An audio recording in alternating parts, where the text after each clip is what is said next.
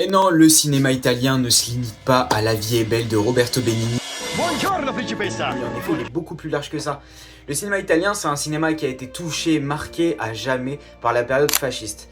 Et on a beaucoup de réalisateurs qui vont aborder ce sujet, le dépeindre avec des métaphores, avec des histoires. On va parler de The Conformist. Qu'est-ce que c'est? C'est un film de 1970 de Bertolucci qui va parler de la période fasciste. C'est un homme qui a été profondément marqué par un traumatisme d'enfance et qui, toute sa vie, s'est senti différent. Et sa quête de vie, c'est d'être normal, là où d'autres personnes veulent s'exprimer. Lui, il veut rentrer dans un système.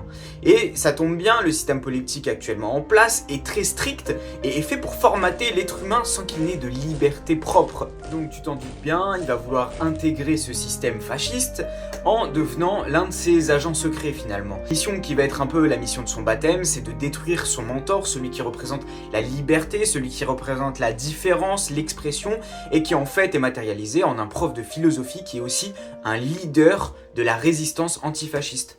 Je t'en dis pas plus sur le synopsis.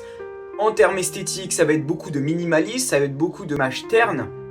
On a vraiment une vibe, le samouraï pour ceux qui ont vu le film, qui est le film du mois, mais beaucoup d'opposition les sépare. En termes de personnages, on va avoir la même chose, en termes de solitude, en termes de quête personnelle. Et j'en dis pas plus parce qu'après je vais spoil. N'hésite pas à le voir, c'est disponible sur YouTube pour ceux qui veulent.